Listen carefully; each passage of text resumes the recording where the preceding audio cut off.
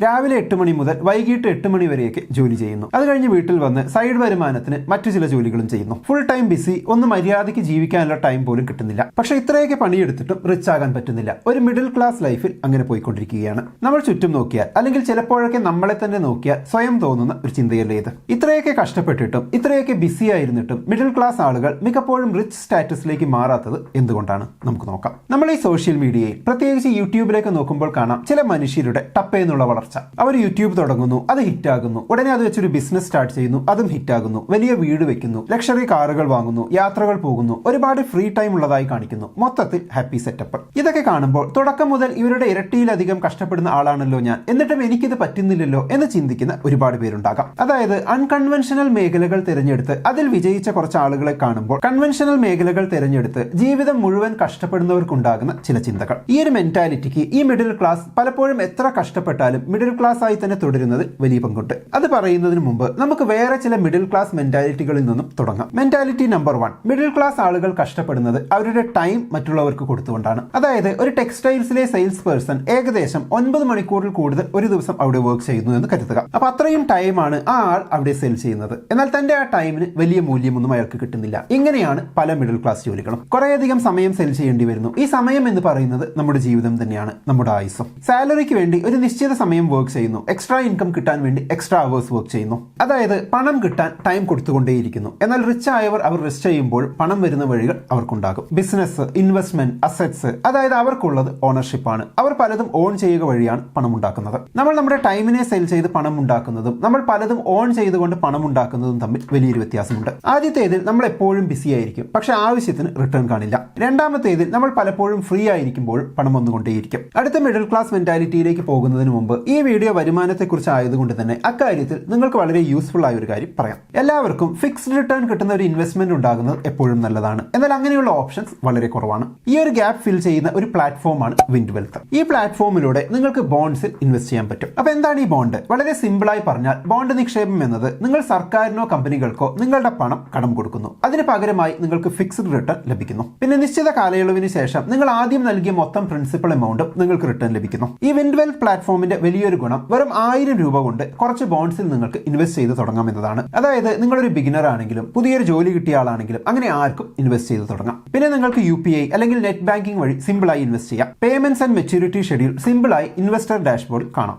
Bond ഇൻവെസ്റ്റ്മെന്റിന്റെ ഒരു special കാര്യം നിങ്ങൾക്ക് ഫിക്സ്ഡ് റിട്ടേൺസ് കിട്ടുമെന്നതാണ്. അത് യൂഷ്വലി 9 to 12% റേഞ്ച് ആണ്. ഇനി സേഫ്റ്റിയുടെ കാര്യം, ഈ ബോണ്ട്സ് എല്ലാം എക്സ്ചേഞ്ച് ലിസ്റ്റഡ് ആണ്. പിന്നെ എമർജൻസി സിറ്റുവേഷനിൽ ഇൻവെസ്റ്റേഴ്സിന് എപ്പോൾ വേണമെങ്കിലും അവരുടെ ബോണ്ട്സ് ഡയറക്റ്റ് ആയി പ്ലാറ്റ്ഫോമിൽ തന്നെ വിൽക്കാവുന്നതാണ്. കൂടാതെ ഈ പ്ലാറ്റ്ഫോമിലുള്ള എല്ലാ ബോണ്ട്സും വിൻഡ് വെൽത്തിന്റെ തറോ ഡ്യൂ ഡിലിജൻസും ക്വാർട്ടർലി ഓഡിറ്റ്സും കഴിഞ്ഞാണ് അവിടെയുള്ളത്. അപ്പോൾ ട്രഡീഷണൽ ഇൻവെസ്റ്റ്മെന്റിന്റെ അപ്പുറത്ത് ഡിവേഴ്സിഫൈ ചെയ്യാൻ നിങ്ങൾ ആഗ്രഹിക്കുന്നുണ്ടെങ്കിൽ, അല്ലെങ്കിൽ ട്രാൻസ്പെറന്റ് ആയിട്ടുള്ള ഒരു ഫിക്സ്ഡ് റിട്ടേൺ ഇൻവെസ്റ്റ്മെന്റ് ഓപ്ഷൻ നോക്കുന്നുണ്ടെങ്കിൽ തീർച്ചയായും കൺസിഡർ ചെയ്യേണ്ട ഒന്നാണ് വിൻഡ് വെൽത്ത്. വിൻഡ് വെൽത്ത് ആപ്പിന്റെ ലിങ്ക് കമന്റിലും ഡിസ്ക്രിപ്ഷനിലും കൊടുത്തിട്ടുണ്ട്. അവിടെ കയറി നിങ്ങളുടെ ഫിക്സ്ഡ് റിട്ടേൺ ഇൻകം ജേർണി ആരംഭിക്കുക. അതും വെറും 1000 രൂപ മുതൽ.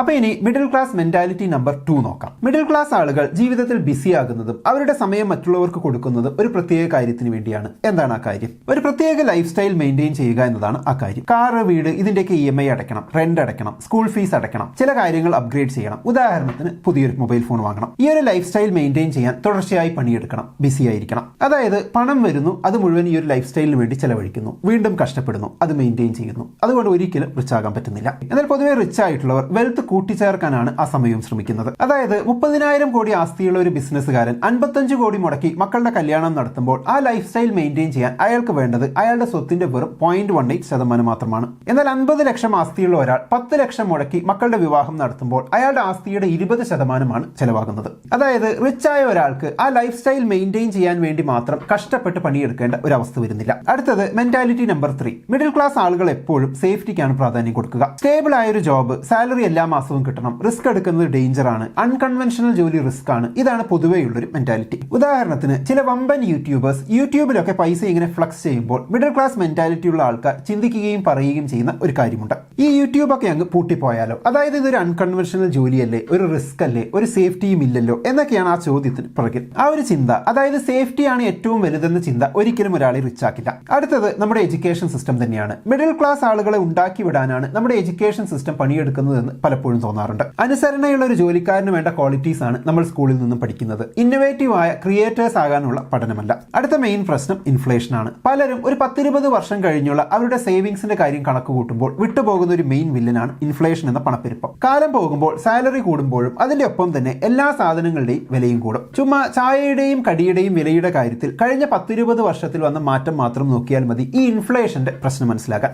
അതുകൊണ്ട് എത്രയൊക്കെ കഷ്ടപ്പെട്ടാലും ആ ഒരു ലൈഫ് സ്റ്റൈൽ അങ്ങ് മെയിൻറ്റെയിൻ ചെയ്തു പോകാം എന്ന് മാത്രം. അതായത് കഷ്ടപ്പെടാഞ്ഞിട്ടോ മടി പിടിച്ചിരുന്നിട്ടോ ഒന്നുമല്ല പലപ്പോഴും മിഡിൽ ക്ലാസ് തന്നെയായി തുടരുന്നത്, മറിച്ച് ചില സാഹചര്യങ്ങൾ കാരണമാണ്. ചുരുക്കി പറഞ്ഞാൽ മിഡിൽ ക്ലാസ്സിലെ ആളുകൾ നന്നായി കഷ്ടപ്പെടും, രാപ്പകൽ പണിയെടുക്കും, എപ്പോഴും ടയേർഡ് ആയിരിക്കും, എപ്പോഴും പണത്തിന് വേണ്ടിയുള്ള നെട്ടോട്ടത്തിലായിരിക്കും. പക്ഷെ ആ ഹാർഡ് വർക്കിനനുസരിച്ചുള്ള പണം ഉണ്ടാകില്ല. സർവൈവ് ചെയ്യാനുള്ള ഓട്ടത്തിലാണ് മിഡിൽ ക്ലാസ്. അതുകൊണ്ട് തന്നെ സേഫ്റ്റി നോക്കി കഷ്ടപ്പെടാനാണ് അവർ നോക്കുക. റിസ്കി ആയിട്ടുള്ള അല്ലെങ്കിൽ അൺകൺവെൻഷണൽ ഓർ സ്മാർട്ട് ആയിട്ടുള്ള ഡിസിഷൻസ് ജീവിതത്തിൽ കൊണ്ടുവരാൻ പറ്റുന്നവർക്ക് ഈ മിഡിൽ ക്ലാസ്സിൽ നിന്നും റിച്ച് ക്ലാസ്സിലേക്ക് മാറാൻ പറ്റുമെന്നാണ് എനിക്ക് തോന്നിയിട്ടുള്ളത്. അതായത് ജീവിതത്തിൽ എന്ത് ചെയ്യണമെന്ന് ചിന്തിക്കാനുള്ള ഒരു ടൈമെങ്കിലും നമുക്ക് കിട്ടണം. ആ ടൈം കൂടി നമ്മുടെ ലൈഫ് സ്റ്റൈൽ മെയിൻറ്റെയിൻ ചെയ്യാനുള്ള ഓട്ടത്തിലായി പോയാൽ ആ ഒരു ലൂപ്പിൽ എങ്ങനെ പോവുകയുള്ളൂ. പിന്നെ ഇത് മിഡിൽ ക്ലാസ് ചെയ്യുന്ന ഒരു തെറ്റായല്ല നമ്മളിവിടെ പറയുന്നത്, മറിച്ച് കുറെ സ്മാർട്ട് ആൻഡ് റിസ്കി ആയിട്ടുള്ള പ്ലാനിങ്, അതിന്റെ ഒപ്പം കുറെ ഭാഗ്യവും ഉണ്ടെങ്കിൽ മാത്രം രക്ഷപ്പെടാൻ പറ്റുന്ന ഒരു ട്രാപ്പിലാണ് മിഡിൽ ക്ലാസ്. അതുപോലെ റിച്ച് ആയിട്ടുള്ളവർക്ക് കൂടുതൽ റിച്ച് ആകാനും ഈസിയാണ്. ഒരു ഉദാഹരണം വെച്ച് പറയാം. 1 കോടി സേവിങ്സ് ഉള്ള ഒരാൾക്ക് അത് FD-യിൽ ഇട്ടാൽ പോലും മിനിമം 7 ലക്ഷം ഒരു വർഷം കിട്ടും. വേറെ വരുമാനമുള്ളത് കൊണ്ട് അയാൾക്ക് ഈ 7 ലക്ഷം റിസ്കി എന്നാൽ ഹൈ റിട്ടേൺ കിട്ടുന്ന എന്തെങ്കിലും കാര്യത്തിൽ ഇൻവെസ്റ്റ് ചെയ്യാം. അതിൽ നഷ്ടം വന്നാലും അത് അയാളെ വലിയ രീതിയിൽ ബാധിക്കില്ല.